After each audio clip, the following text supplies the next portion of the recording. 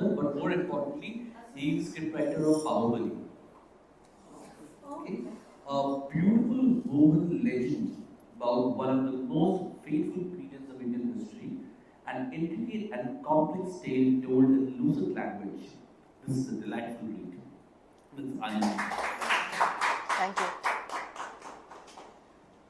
Coming back to Parvati Bai, history until this book came out and until the predecessor of this book, which is a book on Panipat, came out, history had labeled Parvati Bai as a traitor, almost officially. Why did it come to you that she may not be traitor, and how did you take it upon yourself to actually negate that false statement and bring out the reality? What I usually do is, if something has been already labeled, I try to look behind it.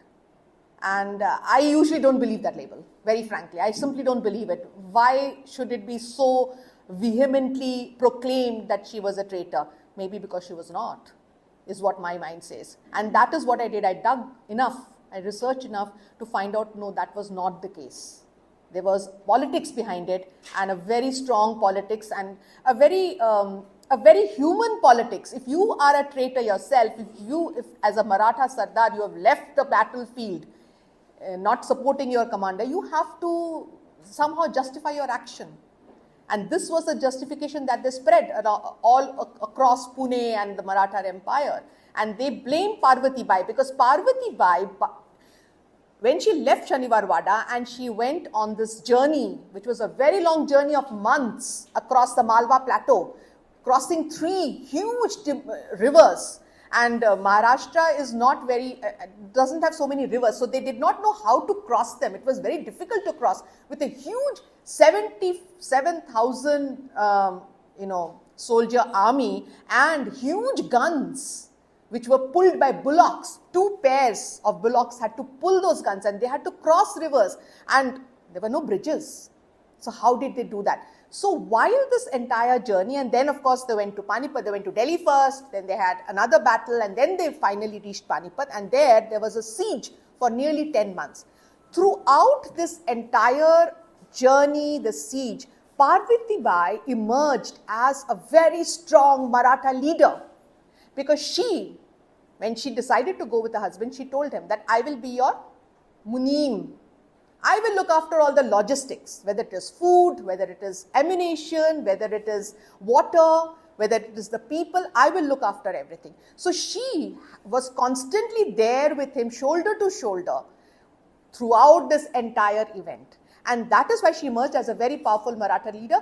And the other Sardars who were already there in North India, who had already made their place in North India, and who were doing a lot of things that they should not be doing in North India, like taking money, building their own houses, making their own wealth, did not like her. They disliked her. Firstly, she was a woman. That was one of the most important reasons why they did not like her. And the second was, why did she emerge as such a strong Maratha leader with very good advice and very good strategies? These were probably the reasons. When Sutapa speaks, I can almost imagine that we are sitting in front of a digital background, and she's narrating history with is coming alive.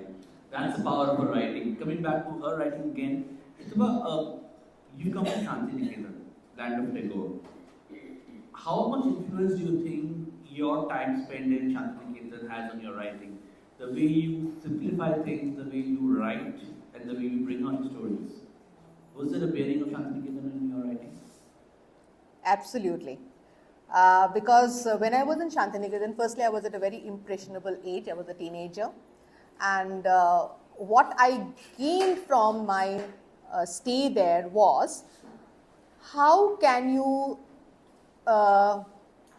open your minds to everything? Do not ever accept anything on the face value. So that is what I learned, and that is what has gone into my writing, into my research, that I will never accept anything at face value. Everything has to be looked into, researched, and actually dug into and found out. I like to find the facts myself, and that was one learning that I got from Shantiniketan. The second thing was that, Tagore said that we learn from nature. He said, nature is the biggest teacher, and that has always been true for me. And not just my books, maybe a lot of my descriptions in my books are very close to nature. And they do make me feel that nature is around me and nature is my teacher. That's wonderful. What do you think makes a book a good, enjoyable read? And is it important for the book to be written in great English, or is it important for the book to be an entertaining read? Any book with a good story, an interesting story, which can draw the reader in. That is what I always tell, the writers who come to me, that your first intention is to first draw your reader in. And you can do it through words, you can do it through picture words, you can describe things, or you can do it through suspense, intrigue, so many ways. And then you have to retain them in. And for retaining that, always remember that your story is written for your reader. So when we talk about, conflicts which are happening maybe between a protagonist and an antagonist, it's important for every writer to understand it's not important who wins that conflict. What you have to do is take your reader with you. Your reader must relate to whoever is winning, your reader must relate to it, and there must be logic in how the events unfold. You can have a surprise ending at the end, but there have to be clues left across your plot so that the reader thinks, oh, that's the reason that happened, because it was going to lead up to this. So I think logic, a very good plot, very interesting, and you have to hook your reader. Good. Before I go